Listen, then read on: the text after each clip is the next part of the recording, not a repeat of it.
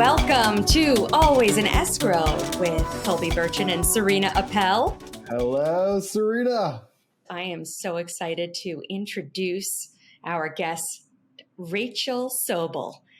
Rachel is an award-winning writer, author, speaker, do-over wife, mom to two girls. Rachel has written for Huffington Post, Romper, Today Show Parents, Pop Sugar, Scary Mommy, Filter Free Parents, Mommy Nearest, and many more. Rachel, welcome to the show. I mean, I sound so awesome that I'm looking around questioning my life choices of why I'm sitting in a closet right now after that lead in, but thank you for that. Welcome. Oh, I just want to start. I'm a little hungry. Hold on one second. Wait, hold on. Wait. Oh, there they are. Okay. I gotta cheese it for, sorry, Serena. I was a little hungry. I see you too. A little on-air drinking and munching. That's how I like it. We come prepared. Rachel, Serena, I know Rachel because we're obviously both parents, but we go to the same school. And she is one of the most hilarious people. And I just, started like following up and watching her show. And I mean, beyond laughing, I was crying. Me too. When you first told me that Rachel was coming on the show, I started to devour That's what all the social media, all the podcasts. Yeah. Okay. I mean, we may have some explicits on this show because today we're actually filming and it's like my life Friday, an FML kind of day. That's so funny. So Rachel, I'm gonna dive right in and get to it. What does it feel like to share your life very publicly online? It's, I think it's equal parts exhilarating and terrifying. I think there's so many people out there who get triggered so easily by something that anyone posts that you just never know what you're going to get. Sometimes you're met with incredible support and camaraderie, and sometimes you're met with trolls, and you just kind of never know what the day is going to be like. But it's actually very therapeutic for me, and I know for a lot of the people that I communicate with. And I think that when you share your life publicly and you do it right, that's when you create community. And that's when you create people. It's not like followers. Like, I hate to even use that word because it, again, makes me, I don't know. I don't want followers. I want a community. So I feel like by sharing bits and pieces of my life, I pause every once in a while before I hit post on something because I never know if it's, going to put me in a really weird, awkward position in the Target checkout line or the preschool parking lot. But sometimes you got to just go with it. What would be your advice to people in staying relevant? There's so much fake canned stuff on social media, and I think that's why so many people hate it. But for all the fake stuff that's out there, there are so many people who are bearing their souls and sharing stories, funny and not so funny. And I think that's when the magic happens, because that's when you connect with people and you find people and you build that momentum.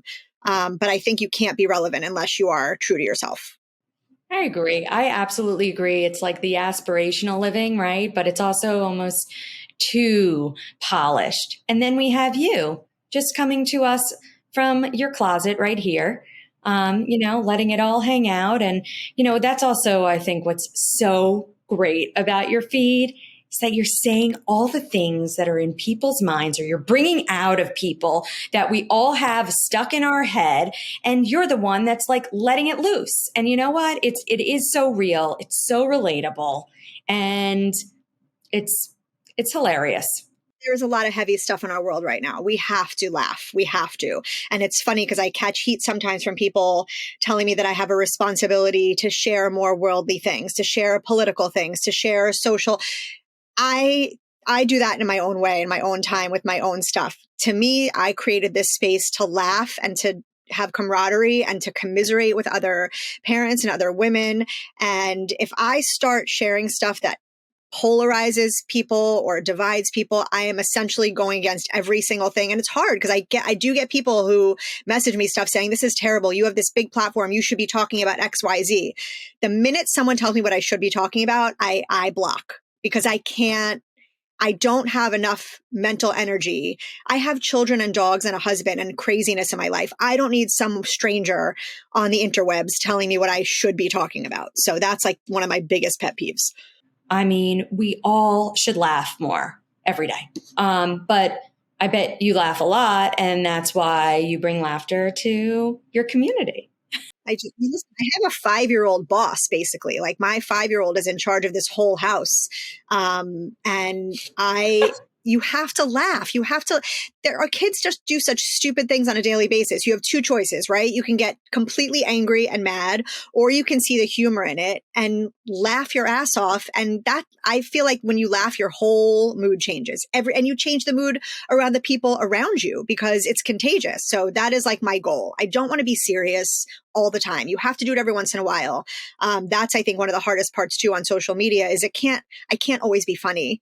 I can't always be, that would be fake in itself. And so I have to find ways to like pepper in those vulnerable moments and the sad moments and the hard moments and like the messy parts of parenthood and marriage. But I have to do it in the way where I don't completely turn people off because they came to my page for a very specific reason. And now I'm going to hit them with this like sob story. So how do you balance all of it? And it's challenging sometimes. That's the beauty of, a writer, the writer that's within you, your way with words and how you craft, your, all that hard stuff and package it up for your, your specific platform. I mean, it's coming through your filter. Okay, so my question has a little bit to do with your kids, and has your experience with social media and being in the public impacted the way you allow your kids to access it and use it? Absolutely. Because of how entrenched I am in the social media world, I did not allow my older daughter to have any social media until she was probably like 12, I think, is when she first got Snapchat or whatever stupid things they're into. I was terrified. I'm still terrified. We have a lot of conversations. We have a lot of rules. Sometimes she follows them and sometimes she breaks them, as most teenagers do. But I think seeing what I see and I had a random man find my address and send me a potato with like a Mean Girls quote on it. That terrified me. It did make me laugh. The fact that this random stranger got so bent out of shape, he did it to a bunch of us. There were like 7 of us in our community. He tracked down our home addresses and sent us this anonymous potato, which is an actual company, which in my opinion should be shut down because that's like stalker central. But when I see things like that happen, I'm like, how am I going to give my child access to this world where people weaponize it so easily, but also every teenager they're hanging out and they're TikToking and Snapchatting and doing all these things. So if you don't give it to them, you're essentially alienating them from their peer group. And it's really, really scary and difficult. Part of me wishes like I didn't have this knowledge so that I could just be blissfully ignorant and let her play. And then part of me was like, thank God I have this knowledge because I know what's out there. It's really scary. I think it's even scarier for girls, moms of girls. So we just kind of take it day by day and we set ground rules. And yes, it has absolutely changed. We were very late to the game in letting her have any social media. She was pretty much the last one. I think that's how I'm going to be. Yeah. I mean, I hear you. It's protecting them and their innocence. I don't know if Colby even knows this, but my early beginnings were at MTV in the social media. Well, no, it's social responsibility and network standards department. And there was a requirement back in the day with these networks to censor what was out there. And yes, it was, directed by corporate company, but there were, certain filters meant for the public and meant for, protecting adults and kids. And, in this day and age with social media, with everything that they can be exposed to, it is just, there's no censorship, and the censorship has to come from the parents and, protecting them and staying on top of that. And not every parent is doing the same that we're doing. And not only that, I think a lot of parents have their head in the sand a little bit because they think if they don't give their kids social media, their kids will not be exposed to stuff. Guess what kids talk about on the playground? Guess what they talk about at sleepovers? Like your child, whether you want them to or not, is going to see every single TikTok, every single YouTube video. So if you don't get ahead of it and have these conversations, they're going to be like devouring all of that content without you knowing about it and without you being able to kind of guide them through it. And it's really, it's an interesting time to be on social media, especially as a parent. I watch parenting accounts all around me using their kids in their content, which is fine. I get it. I not feel comfortable personally doing that. I use my kids every once in a while in ads and stuff, but if you look at my account, I don't really show their faces. They're in stories every once in a while because those disappear, but I'm really uncomfortable because I start thinking in 10 years from now, is my teenager going to be like, Mom, I can't believe that you posted that. It's, you don't think you think about it so far, but I think about that every single day. As she gets older too, I think about the stories that I write. And that's why I make like this conscious effort, whether it's funny or not. All of it is from my perspective. It's how I'm feeling, what I'm going through. It's not about them. It's not about, I don't want to tell their stories. I want to tell my stories so that I feel like I'm being as responsible as possible instead of putting their whole life out there when they are not even knowing that they can give me permission or not. Do you know what I mean? I absolutely agree with you. You know, it's their story to tell, right? It's their life.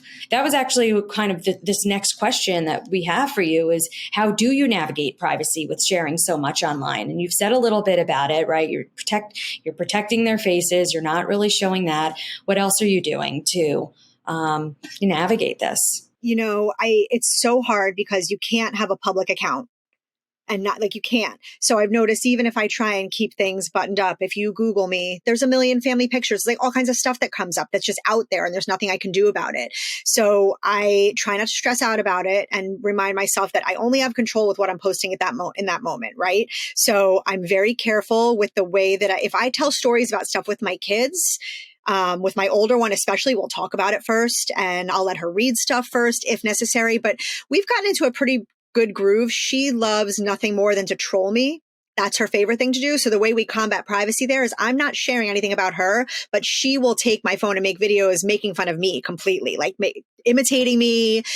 It's so bad that it's good. And so that's how she appears on social media. It's not talking about her, what she's doing. It's talking about how I am as a mother. And I feel like that helps bridge the gap between, yes, here's my life. I'm sharing my life with you, but you don't really get to know my kids. Like you don't get to know what makes them, tick and like how they are and what they're into. Like little snippets here and there, but I think it's about consent a lot with the older one, especially. We talk about stuff and she's told me before, can you take that down? I hate how I look in that picture. I don't like it. And I'm like, God damn it. She's going to ruin my whole grid that I have set up now because now I have the whole thing.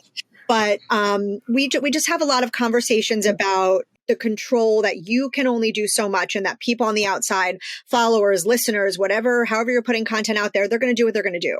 And so you have to just make sure that every single piece of content, whether it's a picture or words that you put out there, that you are truly comfortable standing behind them. Because once it's out there, that's it. Like you cannot, people screenshot, it's in the cloud somewhere. You can't get rid of stuff that you put out there. Rachel, I mean, obviously I think you're hilarious. How did you know you were funny? When did you know you were funny? I think from a very young age, even my friends tell me now, like when we find pictures from like sleepovers when we were 7 and 8 years old and I'm making stupid faces or just standing in the room, like dancing or doing whatever. I think I always had that like class clown situation going on. I never met a stage I didn't like. I've been performing since I was like 2. I had ballet slippers on before I could walk. I too had a stint with MTV. I was on the grind for 18 shows. So like, oh, that's right, shaking my ass with my hoochie mama hair. Yes. So I've always been like an extrovert. Always. And I don't know. I derive pleasure out of making people laugh. So if I'm talking to people, even if I'm not telling jokes per se, and I'm just having conversation, if people laugh, that fills my cup so much because I think it's such an incredible way to communicate with people, to bring joy to each other. Like I said before, it becomes contagious. If you're talking to someone, it's not a one-sided conversation. Once one starts laughing, you're laughing, it's back and forth. And it's just, I don't know, we need more of that. I feel like there's so much stuff that can drag you down in life and parenthood and work. And we're so stressed out and we're so burnt out. And I need those moments. And so I've always kind of gravitated towards coping with harder things with humor. Always like the sarcasm, self-deprecating humor is probably my like 90% of my personality. Because I would never make a joke at someone else's expense. I hate when people do that. It makes me uncomfortable, but I'll make fun of myself all day. And I think that I've made a little career out of it, which is kind of crazy. Right. And I think it's also you're kind of way that you see yourself or appreciate yourself, right? That you're able to do all that. And I can't wait to read more of your work. I'm going to really go like into all of the depths of your articles after this, not just your most recent stuff, but it's your podcast and more current, media posts that you do on the daily, in stories or whatever. There's a lot of content, a lot for us to look at. Stories are a full-time job. Stories on Instagram are a full-time job. When you are like asking people to submit stuff and it's interactive, I don't think I realized how much of my life that would take up, because you have to respond to people. Then you get a million DMs from like something that you post from someone else. And it is like a block and tackle all day long. I mean, it is on Wednesdays and my life Fridays today. That takes up my entire day. I can't do anything else. That's like it. That's my job. Right. Well, you were talking a little bit about, we're talking about comic relief, right? We're talking about laughter, and we're thinking about, the winter lull that's upon us. I'm up in the Northeast. You guys still have some sunshine down in South Florida every day, but for our community, wherever we are, what do you suggest to lighten the mood? A show that you're watching, music, anything else? Like, what do you do to lighten the mood? What would you suggest if it's not looking at your feed? Where else should we go? People need that this time of year. The new year is here and they need that like oomph. Yeah. I have a couple things. If you're a reader, if you're like an avid reader, I would, if you're a woman, I would suggest throwing yourself into every Colleen Hoover book possible, because have you read any yet? They are like, no, I'm writing it down. It's like softcore porn wrapped into like a Hallmark movie. That's the only way that I can explain it. It's like, and it's her, I personally love the way she writes because it's very visual. So there's like that's another polarizing topic too, but it's mindless, fun reading with like a little bit of, sexually explicit content. So that's really fun for women. My husband and I are big reality TV junkies. So like all the Love Islands, we're into Love Island, all the stuff that like escapes from reality and serious stuff is where you're going to find me. And if you have teenagers, especially if they're home during winter break, I know it can be really annoying. You don't want to do this, but when they ask you to make a TikTok, make a TikTok. That's like their love language. That's like how they communicate. And so like spend your winter break making TikToks with your kid, because I promise you it sounds so stupid, but teenagers are kind of hard to bond with sometimes. Like they have their own stuff going on. So even if like it goes against every fiber of your body to put on TikTok and do a stupid dance, I'm telling you 1,000 times do it. My kids and I have dance parties constantly, my two girls and I. I'm not ashamed that both of them are like expert twerkers because they have a mother who grew up in Miami, and that's okay. I'm fine with it. They have to just read the room and know their audience. But I will tell you that my little one, who's 5 in kindergarten, her teacher texted me last week and said, Sienna's line of the day was, "My mom twerks." And I'm really good. I was like, great. So we're sharing this information now, but you have to laugh. You have to laugh at it, but you have to engage with your kids in really fun, silly ways. And even though I hate pretend play. I hate playing with Barbies. I hate all that stuff. I hate it. I really do. And it's crazy because I love being a mother, but I hate that stuff. But if you can just like let your guard down for 5 minutes, and when you're in that winter lull, whether you're in the Northeast or in Florida where it's still 85 degrees, like do that silly stuff with your kids, and it will bring you more joy than you could possibly even imagine. It's really, really fun. No matter what age they are, they just want to be seen.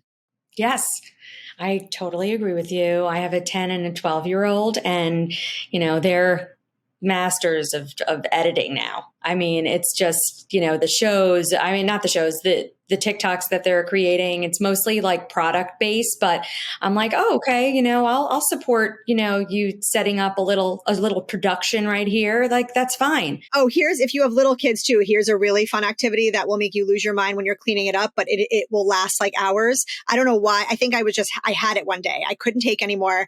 And my little one was like, can you play with me? And I was in the middle of writing something. I took a bunch of cornstarch and dumped it in a bowl, gave her water, gave her a bunch of stuff, laid on her art table. I mean, you cannot imagine what my floor looked like, but that kid did not talk to me for like 2 hours. She was making a cornstarch mess everywhere. I was like, how bad could it be? It was bad. I mean, it was bad. Yeah, cornstarch is bad. Cornstarch is really bad. But it bought me like 2 hours of time, and she had like the time of her life. Now every day she's Right. like, can I have cornstarch? And I'm like, oh, what? I made a terrible mistake. But you have to like look for those. You have to look for those moments where you step out of your comfort zone. Maybe there's a little bit of a mess. Maybe it looks like you texting your teenager in the middle of the night saying, hey, meet me in the kitchen for a cookie. Like you have to like look for ways to engage with your kids where you're meeting them where they are. And it makes those relationships so much easier, because the teenage years are really, really hard. They are this age. This is why I need Botox more regularly. Yeah, I mean, I think it's that, it's also the female male dynamic, because I have my son is 12. He's really into sports. So I'm just like, great, let's talk stats. Let's do all that stuff. And, my husband can really, play ball. And I mean, I'm just cheering him on from the sidelines. And my daughter is like really into the aesthetics and, Pinterest boards. I'm like, great. Let's go that direction. That still seems pure and, we're connecting. For now, yes. It's all enjoy the purity, because it's about to go. You got another like year and a half before you start hearing some really hard conversations. We were so sheltered as kids, I mean, our parents really kind of had it easy in that way, because the only way to really get the news was to read the paper, right. And now it's doing that. We didn't read papers. I didn't do that. I didn't read the paper. No. Well, I didn't read it either, but we had a paper on the dining room table. Oh, okay. You're right. Don't lie. You were on AOL. You were on AOL chat rooms, ASL. We were doing different versions of what kids are doing today. We just didn't have as much access to social media, but we were sheltered. And I'll tell you that watching this group, like my daughter and her peers, the way they talk about mental health is amazing. Like they understand like in such a deeper way that I think all of them, because of their exposure to things like therapy and all these things that people are using to maintain their mental health, they are going to be so much better than right. Yeah. That personal growth is already starting earlier on, right? Whereas for us, I mean, I feel like it didn't start until like, 20s, 30s, and I'm still working on the personal growth. Whereas these kids are, having that is a positive, I think. I would say that that's great, that, they can have these very real conversations too. But I'm also, I'm also like, listening to what the researchers say about like, girls' brains and how they are so impressed by what they're seeing on social media. Oh, yes. Everything is true. Everything they read on TikTok is true. Everything. It's like, that's their CNN. TikTok is like their CNN. The news reports that I get, Mom, I saw this on TikTok and it is the stupidest thing I've ever heard. And I can't even believe I have to have a conversation to rectify it. But that is where they get their news. TikTok. Rachel, you show such a vulnerable side, and so many people, that vulnerability, they want to do it. They just don't know how to do it. And you do it so nicely. And I'm sure a lot of people relate to you that way. Do you notice that a lot? I do. I think that's when I get the most engagement, is when I post something really tough. Like I was thinking back on my career as a writer, and like when I first started getting stuff published in outside publications outside of my own website. And the first article that I ever wrote was something about divorce. And it was the first time I'd talked about, on social media about having been divorced and remarried. But I wrote this really tough article about how people who are not divorced do not understand the logistics. So they'll say really insensitive things like, well, just switch weekends with your ex, or just get a sitter, do all these things. Like when you're a single mother trying to navigate this new role, you want to be met with support. And I don't even think it's malicious. I think people who haven't sat in that seat just don't understand. It was really interesting because that was the first time in my life I put something a little bit messier out there and was really vulnerable. And there were those amazing comments of support of women who were like, oh my God, this is what I'm going through. Thank you for, sharing this. And then there were the really nasty comments from people who clearly did not even read the article and focused on one thing and wanted to come at me. And that's, I think, when my skin started to get a little bit thicker, and I stopped caring as much. And then I wrote an article for Pop Sugar about a miscarriage I experienced, and I hadn't ever gone there. I hadn't ever written anything dark. Everything was like, even it was serious, there was like humor tied in. This was like, I think to this day, it's probably the only piece I've written that has not a shred of humor. It is just hard. It was hard to write. It's hard to read. That article was 7 years ago. I still get emails and messages from women who find it or it pops up and they are telling me their own really, really deep and personal stories and saying things like, I've never shared this with even my best friend. I've never talked about this. I don't know how to. And I'm so grateful that you shared it because I know you're a stranger, but I feel comfortable opening up. And I feel like if I have one woman who finds me on social media who does not have someone in her life that she feels like she can be vulnerable with, I will be that person because we need that. We need that human connection and to be able to commiserate with each other in a way with things that are not so fun to talk about and things that are really messy. And if we don't normalize those conversations, people are going to walk around bottling it up, not going to therapy, not taking care of their mental health. And it's terrible and it hurts my heart. We are so lucky to have you out there, really, so many women are so lucky to have you as a voice because, again, I think it's incredibly relatable. It's, cracking our lives right open and being incredibly authentic. And I just feel like society is moving in this direction of authenticity and finding ourselves. And, it takes a lot of work to get there, to be real, but let's go there. Let's go there for our kids. Let's be the leaders, really and I think that you really are a thought leader in this. So thanks for putting it out there. And thanks for coming on our show. I could talk to you forever. I love it. Forever. Forever and ever. How could people find you, follow you? I want people to just listen to you because obviously I do and I love it. So thank you. You guys are the best. Everything is basically Whine and Cheez. It's Whine with an H on all social media. And my website is whineandcheezits.com. And then the podcast is everywhere where you listen to podcasts, Apple, Spotify, and it's called Friends Without Benefits. There's a few of them. So it's like a pink picture with me and Dale, my co-host, dancing together. But that has been really fun too, because he is a bachelor with no similarities to my life whatsoever. He's on the Miami Heat court every game as the in arena host. Our lives could not be more opposite, but we come together with 30 years of platonic friendship to talk about stuff like this and really get different perspectives. And so I'd love people to check that out. And yeah, everything is Whine and Cheez. It's on every single social media channel. That's where you can find me. I'm on Instagram the most though. Amazing. Okay. Follow her, people. Thanks, Rachel. Thank you.